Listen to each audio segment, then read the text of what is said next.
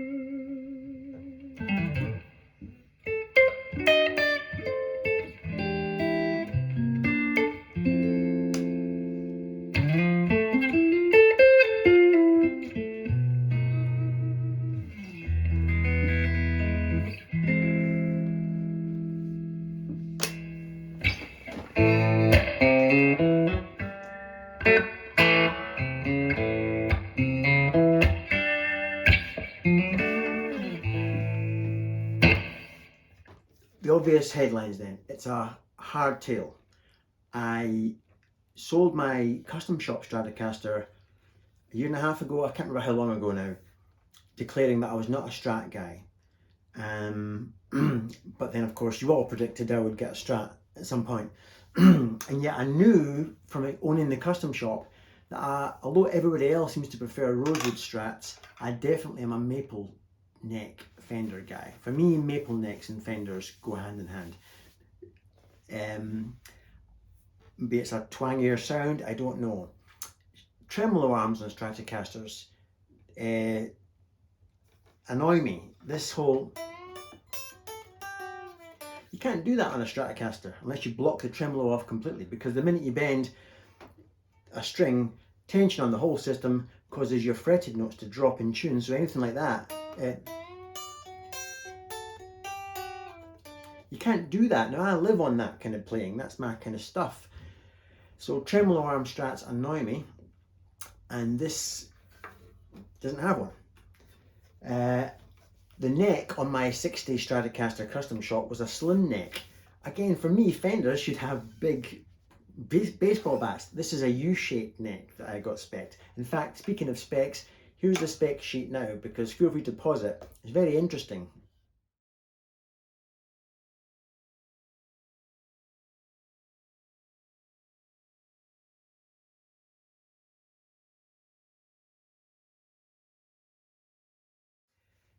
So you might notice the pickups are, I think they're hot Oswald 62s, but they've got base plates on all 3 pickups and they're slightly overwound. I'm not really a believer in vintage voiced pickups. I am not afraid to put beefy pickups in my Fender guitars, as you'll see from the Telecaster, which has non-standard beefy pickups. So this guitar doesn't, when you play it after playing a Gibson, you don't feel the arse fall out the music. It's still got plenty of punch and power. Tall frets, 3-way selector, and yet I'm finding my favourite, or some of my favourite tones, and actually it's very easy to wedge this. So I'm off camera. It's very easy to wedge this in the in-between positions if you want that. But I like the simplicity of it all. So I'll shut up again. I keep babbling. I'm excited. Let's hear another bit of it.